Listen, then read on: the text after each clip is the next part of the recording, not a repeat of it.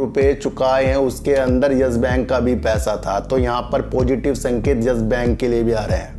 और कहीं ना कहीं देख लोग कहते हैं सर कभी कभी शेयर 4 रुपये बढ़ जाता है फिर 2 रुपये गिर जाता है, ये क्या होता है कभी कभी शेयरों में, ये लगातार क्यों नहीं भागते? सर समझो मेरी बात को, आरवीएनएल का लोग इसको निगेटिव समझ रहे हैं। निगेटिव ये तब होगा जब टीएमएच जो रूस वाला है वो नहीं मानता इस तरीके से लिए, ये वो ओएफएस ला रही है अपने कर्मचारी के लिए।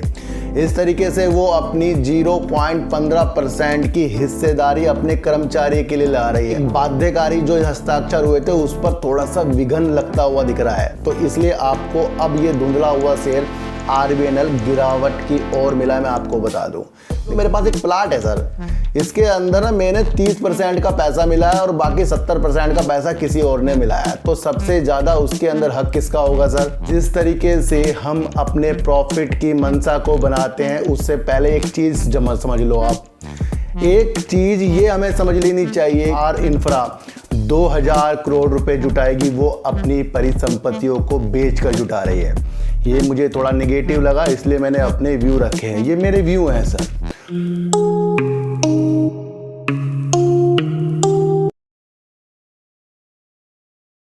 नमस्कार, मैं स्वागत करता हूं आपका अपने ही चैनल पर जिसका नाम है सार्थक बाजार से। आज बात करेंगे सर यस बैंक की नज़रें किस ओर है उसके बारे में बात करेंगे सर कोल इंडिया की, और बात करेंगे सर आरवीएनएल की। सर इन सब की बात करने से पहले मैं आपको एक चीज़ बता दूं, जिस तरीके से कल मैंने आपके लिए रिलायंस इंफ्रा और रिलायंस पावर पर एक नज़र प्रस्तुत की थी, वो मैंने की थी कि जिस तरीके से आर इंफ्रा 2000 करोड़ रुपए जुटाएगी, वो अपनी परिसंपत्तियों को बेचकर जुटा रही है। ये मुझे थोड़ा नेगेटिव लगा इसलिए मैंने अपने व्यू रखे हैं, ये मेरे व्यू हैं सर।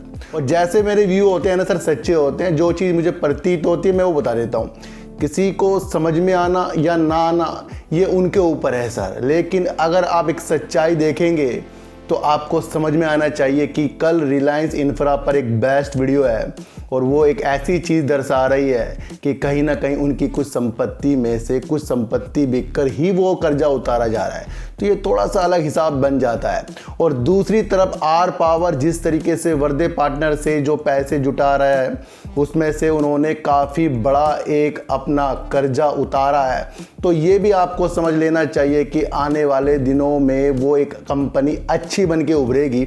लेकिन जो पैसा उनको कुछ उन्नति के लिए आगे की ओर जाना था उसका कुछ पैसा वो लग चुका है कर्जा उतारने में, पर कर्जा उतारने में वो पैसा लगा है तो ये भी एक अच्छे बेनिफिट है, क्योंकि फिर बाद में वो यूपी को 14 साल तक के बिजली जो है आर पावर अपनी कंपनी के थ्रू दे सकता है। यहाँ पर एक देखने की दृष्टि बन जाती है कि कुछ अलग अलग पैमानों में कुछ अलग अलग व्यक्ति अपनी नॉलेज को प्रस्तुत करते हैं, क्योंकि एक ही जैसी कोई भी वीडियो और कोई भी समझ नहीं बना सकता। देखना ये है कि जो हमारी समझ है वो आगे जाकर हमें प्रॉफिट दिला सकती है नहीं दिला सकती। वैसे आज हमने 3 कंपनियों से, मैंने अपनी 3 कंपनियों को जो मैंने शेयर लिए थे उसको सेल किया, उसमें से मैंने प्रॉफिट बुक किया है सर।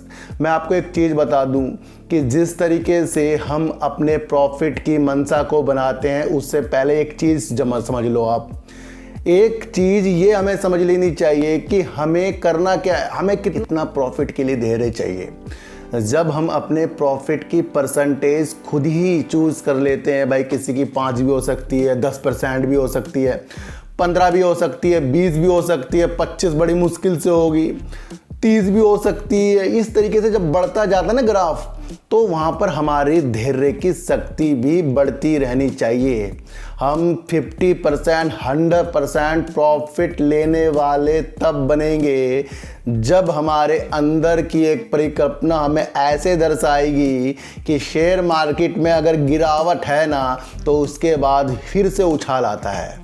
तो इसलिए अगर हमें अपने को डर लगता है तो अपने परसेंटेज को पहले ही चूज़ करो, भाई मुझे 5% चाहिए, 10% चाहिए, 15% चाहिए। उसके बाद जहाँ मर्जी शेयर जाए अपना 15% लिया, चुपचाप बैठे। इस तरीके से अगर आपको काम करना बेस्ट है और आपका लंबे समय का विषय है तो सर वो लंबे समय का विषय तो फिर बहुत धैर्य से आता है, उस धैर्य को जीतने की शक्ति पैदा करनी पड़ेगी।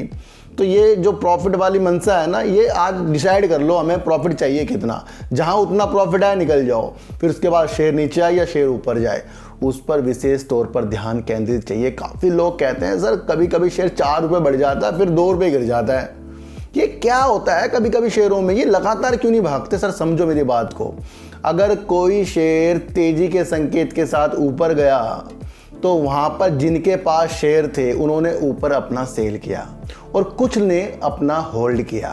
अब जो नहीं ले पाए थे वो सोचते यार हमारे हाथों से शेयर निकल गया। अब क्या होता है, शेयर वहाँ से बढ़ने के बाद अगले दिन नीचे आता है।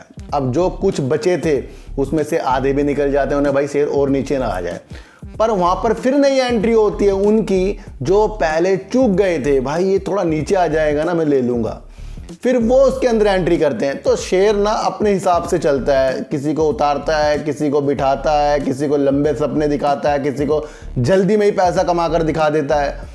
तो ये शेयर की चाल है, अगर ऊपर जा रहा है तो जिनको प्रॉफिट आ रहा है वो निकल रहे हैं, कुछ बच रहे हैं, और जो बच रहे हैं वो ऊपर ना निकाल के फिर नीचे निकालते हैं। फिर जब शेयर नीचे आता है तो फिर जो बचे हुए थे हमने नहीं लिया शेयर को, फिर वो चढ़ जाते हैं। तो ये निरंतर चलेगा इस तरीके से, शेयर फंसाता भी है कमाता भी है, ये सारी चीज़ें शेयर मार्केट में होगी, इसको आपको समझना चाहिए। शेयर कभी भी लगातार बढ़ते बढ़ते बढ़ते जाए तो वहाँ पर अच्छी दिशा नहीं होती है, और अगर शेयर ऊपर नीचे करते जाए तो वहाँ पर लगता है कि भाई ये अच्छी चीज़ें आपको आगे दिखा सकता है। अपनी नज़रों को चेंज करना शुरू कर दो सर।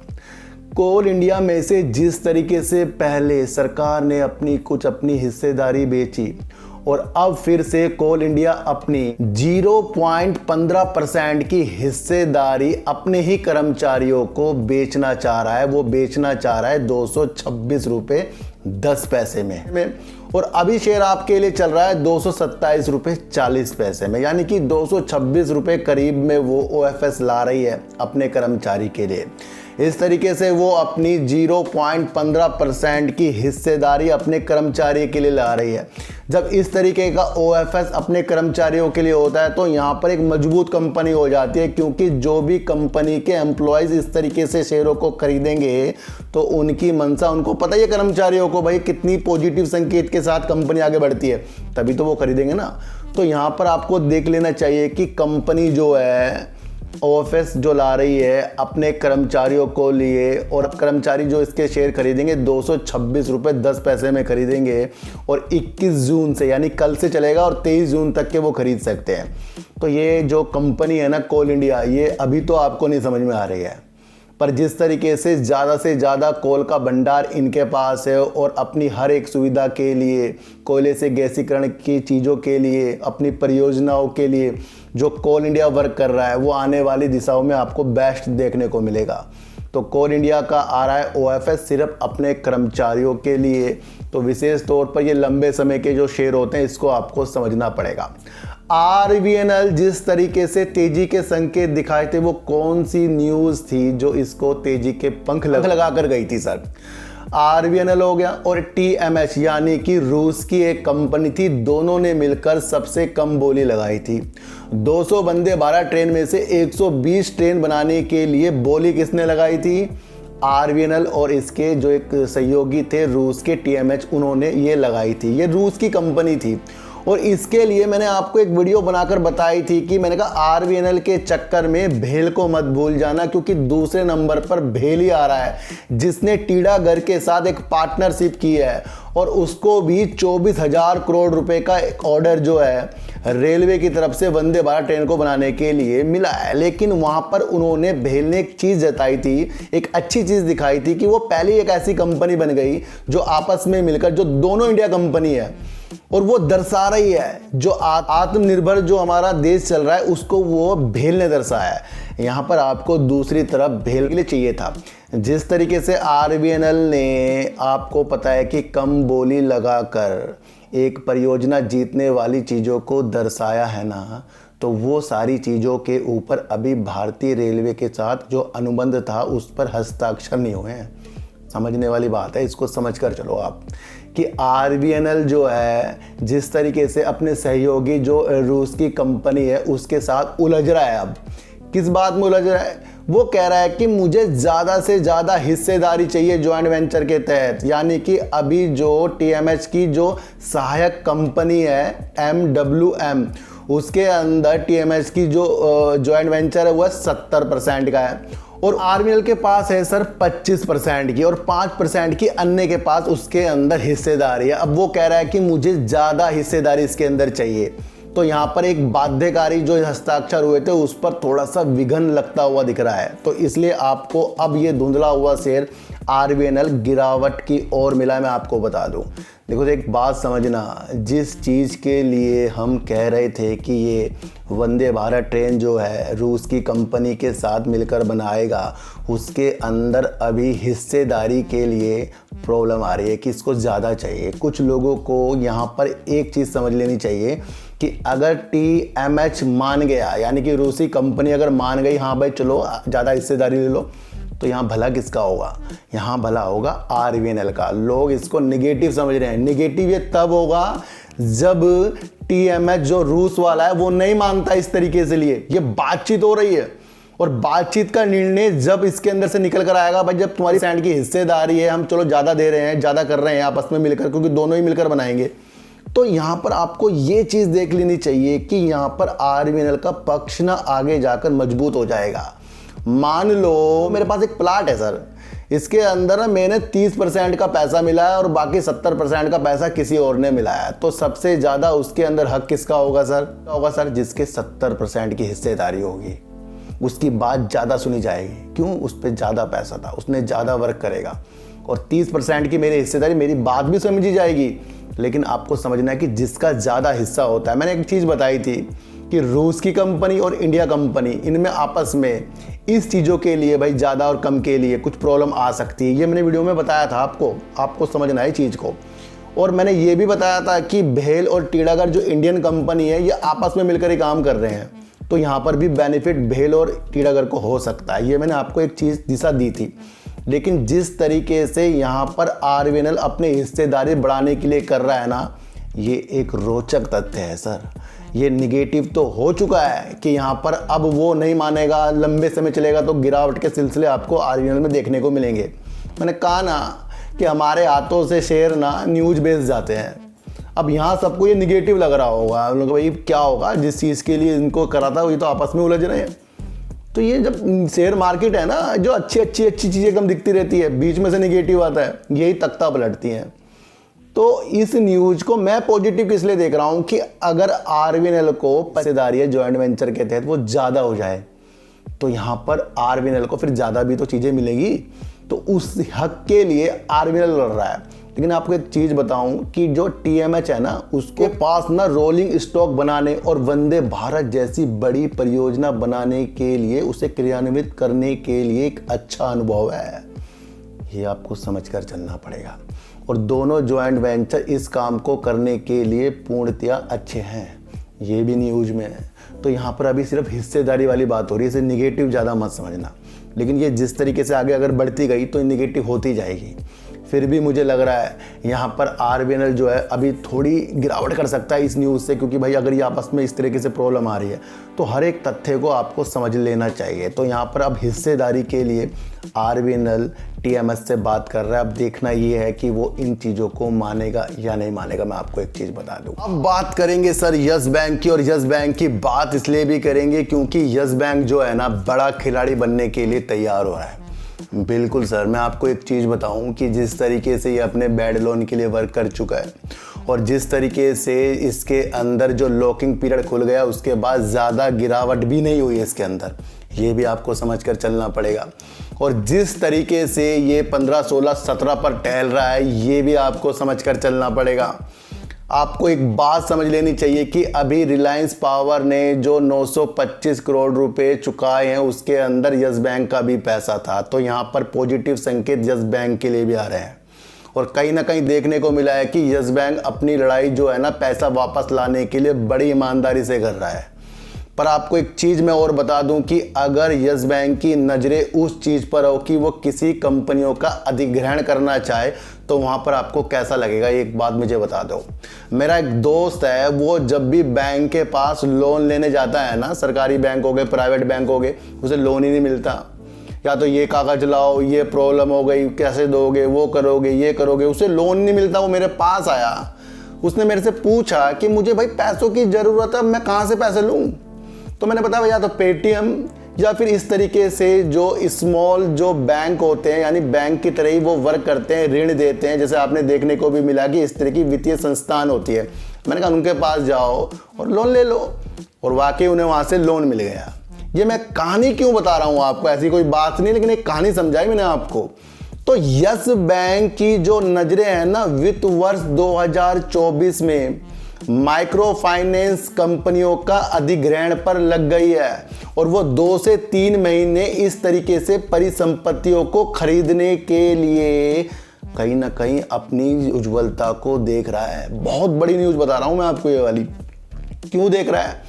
क्योंकि उसको लगता है कि जिस तरीके से माइक्रो फाइनेंस जो कंपनियां होती है, छोटे छोटे उद्यमों को जो लोन देती है, या कोई व्यक्तिगत लोन देती है, या ऋण के लिए कुछ अच्छे कार्य करती है, तो उस पर उनकी नज़र है। क्योंकि वहाँ पर वो क्या करेंगे सर, कुछ अच्छे पैसों को बहुत कुछ में बांट देंगे, इस तरीके से वो लोन दिया जाता है। लेकिन एक ही जगह लोन देने से यस बैंक पहले ही इस चीज़ से पछता रहा है। उससे पता है कि वो डूबा इसकी वजह से था कि उन्होंने कुछ बड़े बड़े जगह लोन दिया हुआ था।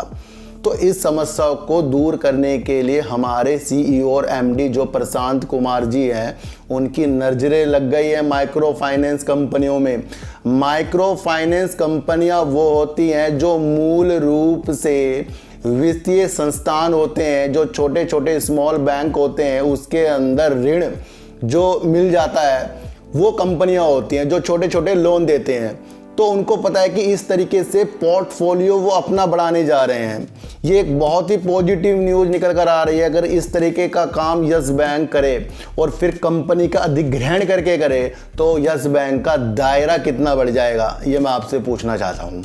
हम यस बैंक के टारगेट देख रहे हैं, यस बैंक के काम नहीं देख रहे हैं। जब तक कि आप यस बैंक के टारगेट देखकर चलोगे, तो यस बैंक के काम से हम वंचित रह जाएंगे। टारगेट हमारे कभी भी शेयर मार्केट में पूरे नहीं होंगे, कभी भी नहीं होंगे। एक पूरा होते दूसरे की तलाश में हो जाएंगे।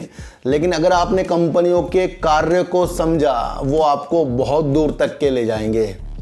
मैं कहता हूं ना सर कि कोई भी कंपनी अगर किसी कारणों से बड़ी तेजी से भाग रही है और वो विशेष कारण कोई उसके अंदर है नहीं, तो लाजमी वो किसी ना किसी तरीके से किसी ना किसी को फंसा रही है। अब उसके अंदर हमारी एंट्री है तो हमें प्रॉफिट पर बाहर निकलना चाहिए। अगर हमारी उसके अंदर एंट्री नहीं है तो हमें बिल्कुल भी पछतावा नहीं होना चाहिए। एक दिशा बनाकर चलिए, मन को, ध्यान को केंद्रित कीजिए। जब कुछ चीज़ें हमारे साथ बुरी हो जाती है ना, तो फिर वो उज्ज्वलता वाली चीज़ ही धुंधली हो जाती है। हम क्यों अपने को इस तरीके से देखते हैं कि हम शेयर मार्केट को पूरा जीत लेंगे। समझो मेरी बात, जब तेजी के साथ कुछ शेयर बढ़ता है ना, तो वो तब अच्छा लगता है हमें, और जब वो गिर जाता है ना, तब हमारी दृष्टि चेंज हो जाती है। तो अगर हमारे साथ ऐसा हो रहा है कि जलते हुई चीज़ों को अच्छा लग रहा है, गिरते हुई चीज़ें बेकार लग रहा है, मुमकिन ये है कि हमने शेयर मार्केट को फिर जीता नहीं और हमें कुछ समझ में आया नहीं। फिर हम तेज़ी में चढ़ रहे हैं और गिरावट में उतर रहे हैं। फिर यही काम के लिए हम बने हैं। अपने पर हावी मार्केट को बिल्कुल भी ना होने दो। हल्के हल्के प्रॉफिट पर नज़र रखो और अपनी अमाउंट को बढ़ाते हुए आगे की तरफ चलो। और कुछ लोगों को ये चीज़ें समझ तब आती हैं जब उनके शेयर गिरावट की ओर आ जाते हैं। अब सुजलोन भी गिर रहा है, तो अब आपको ये लग रहा है कि भाई इसने तो कुछ भी नहीं किया है, ना विश्व में किया है, ना इंडिया में किया है, ना पोर्टफोलियो जो इंडिया में सबसे बड़ा है ना उसका है, ना ये विंड टर्बाइन के लिए काम कर रहा है। सब भूल गए हम। हमें अब दिख रहा है शेयर प्राइस, और कोई बड़े बड़े प्लेयर इसके अंदर खरीदारी कर रहे हैं, ये भी आपको मैं बता दूं। और वो क्यों खरीदारी कर रहे हैं ये भी हमें समझकर चलना पड़ेगा। बेचने के बाद दोबारा शेयरों को नहीं खरीदा, पर आज मैं इसके शेयरों को खरीदने वाला था, किसी कारण से रुका, और हो सकता है कल मैं इसके कुछ शेयरों को खरीदूं। ये मैं आपको बता दूं सुजलोन के। तो इसलिए बता रहा हूं कि दृष्टि अपनी हमें चेंज करनी पड़ेगी। और अगर आपको तेज़ी में बहुत बहुत अच्छा लगता है, मैं कह रहा हूं गारंटी से ये तेज़ी मार देगी। फिर तो इसलिए हर चीज़ संभव को अच्छा कर लीजिए। और यस बैंक पर अगर दिमाग है तो ये कर क्या रहे हैं, इस पर विशेष तौर पर ध्यान दीजिए। तो माइक्रो फाइनेंस कंपनियों को अधिग्रहण करने पर नज़र यस बैंक की है, इसका विषय बनाइए और देखिए कि ये किस स्तर पर अपने को आगे ले आ रहा है। फिर कह रहा हूं कि जब तक के इसके अंदर बैंकों ने इसको संभाला है तब तक के शेयर प्राइस इस तरह ही और थोड़ी तेजी के संकेतों के साथ दिखेगा। और जब इसके अंदर से हमें लगे कोई चीजें निकल रही हैं तो फिर गिरना है, उसके लिए भी हमें तैयार होना है। आरबीएनएल अपने परसेंटेज को जिस तरीके से वंदे भारत ट्रेन बनाएंगे, जो टीएमएच जो बाहर की रूस की कंपनी है उनसे कह रहा है कि हमारी परसेंटेज को बढ़ाया जाए। अगर ये चीज़ हो जाती है तो ये बेस्ट न्यूज़ है, अगर ये लेट होता है तो थोड़ा थोड़ा निगेटिव आपको आरबीएनएल दिखेगा। वैसे ये चीज़ों के लिए सक्षम है टीएमएच, वो उसके पास एक अच्छा अनुभव है और एक बड़ी बड़ी परियोजना को करने जैसे के लिए उस पर सारी चीज़ें हैं, तो ये आपको समझकर चलना पड़ेगा।